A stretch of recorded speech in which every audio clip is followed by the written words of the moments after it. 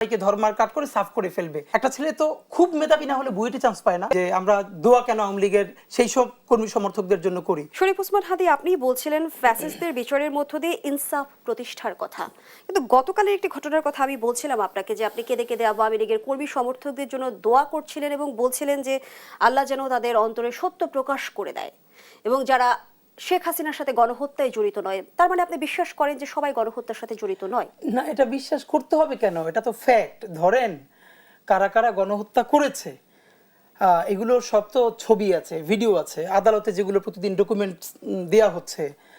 যে মানে আমরা শুধু যে পরিমাণ ভিডিওজ আছে, ছবি আছে, এগুলো দেখলেই তো মানে একদম কনক্রিট প্রমাণ আছে। এরপর তো আদালতে আরো বেশি প্রমাণ আছে নিশ্চয়ই। তা আমার কথা হলো, দেখেন আমাদের জায়গাটা একটা মধ্যবর্তী জায়গা মেনটেন করা যে কতটা টাফ। আমরা প্রথমত বলি যে আমরা এটা লক্ষ্যবার মনে হয় বলেছি গত 1.5 বছরে, আমরা আমার শত্রুর সাথেও ইনসাফ চাই, আমি তার সাথে জুলুম চাই না। আমাদের দুটো খুব গুরুত্বপূর্ণ জায়গার একটা হলো আমরা শাহবাগ তন্ত্রের বিরোধিতা করেছি। শাহবাগ তন্ত্রটাকে যে বিচার চাই না, ফাঁসি চাই। আর আমি বলি যে আমাকে হত্যা করে আমি তার ক্ষেত্রে সঠিক ট্রায়ালটা চাই, জানো 20 বছর পরে সে প্রশ্ন করতে না পারে। আজকে যেরকম ক্যাঙ্গারু কোর্টের প্রশ্ন করা হচ্ছে, অভিযোগ আমরা শুনি, হ্যাঁ প্রহসনের, এই প্রশ্নটা যেন সে করতে না পারে। আমরা ন্যায় বিচার চাই। এখন ন্যায় বিচারের জন্য আমি যেটা মনে করি, বাংলাদেশে আওয়ামী লীগের জন্য সব থেকে বড় ইনসাফ হলো যে, এটা আপনাদেরকে বলি যে আমরা দোয়া কেন আওয়ামী লীগের সেই সব কর্মী সমর্থকদের জন্য করি। আমরা খুব অবাক হই, আমরা যেহেতু অ্যাক্টিভিজম করি, ধরেন আমরা এর বাইরেও আমাদের অনেক বন্ধু বান্ধব থাকে না যারা কখনো ছাত্রলীগ করেছে, আওয়ামী লীগের সফট সাপোর্টার। আমি জাস্ট এটা এই জন্য আমরা বলি যে আওয়ামী লীগ একটা সেমি রিলিজিয়ান, এটা একটা কাল্ট, এটা শুধু পলিটিক্যাল পার্টি না। আমি এখন পর্যন্ত কোনো সিঙ্গেল আওয়ামী সাপোর্টার অথবা সিম্পাথাইজার তাদেরকে পাই নাই যারা অ্যাটলিস্ট রিগ্রেট ফিল করেন, যারা মনে করেন যে না এই গণহত্যাটা করা ঠিক হয় নাই, এটা চরম অন্যায় হয়েছে, এর দায় শেখ হাসিনার নেওয়া উচিত এবং এগুলো ভুল হয়েছে।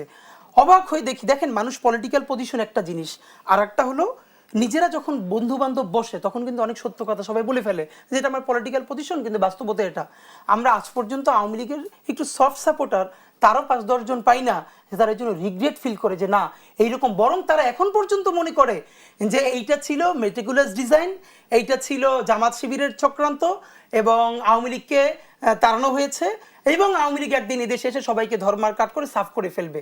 তখন আমরা কি, আমরা যে সত্যটা দেখি, আপনি নিজে দেখেছেন, আমরা দেখেছি, আমরা দোয়া করি যে এই যারা সরাসরি গণহত্যা করলো না কিন্তু এখনো শেখ হাসিনার ন্যারেটিভ সে বিশ্বাস করছে, তার অন্তরে যেন সত্যটা উন্মোচিত হয়ে যায়। এবং এটা এই জন্য বলেছি, শহীদ আবরার ফাহাদের গতকালকে আমরা তার জন্য যখন দোয়া করছিলাম, আপনি নিশ্চয়ই জানবেন একটা ছেলের কথা খুব মনে পড়ছে, যারা শহীদ আবরারকে সারা রাত পিটিয়ে হত্যা করছিল সবাই তো তার সহপাঠী ভার্সিটির। এর মধ্যে একটা ছেলে ছিল, জানেন একটা ছেলে তো খুব মেধাবী না হলে বুয়েটে চান্স পায় না। একটা ছেলে এত গরিব, ও বুয়েটে চান্স পাওয়ার পর ওর ভর্তি হওয়ার পয়সা নাই, গ্রামবাসী সবাই চাঁদা তুলে ছেলেটাকে বুয়েটে ভর্তি করে দিয়েছে।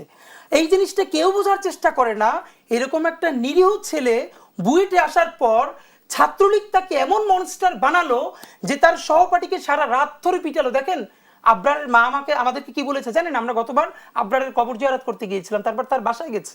একজন মা কতটা কষ্টের মধ্যে থাকলে বলে, বাবা আমার ছেলেটার যদি গুলি করে হত্যা করতো তাইলেও আমি একটু কম কষ্ট পাইতাম, আমি বুঝতাম আমার বাচ্চাটা 5 মিনিটের মধ্যে মরে গেছে। সারা রাত পিটাইয়া তারপরে আবরার যখন আল্লাহ বলে চিৎকার করছিল কষ্টে, তখন তার মুখের মধ্যে ময়লা কাপড় ঢুকাই দেওয়া হয়েছে। তো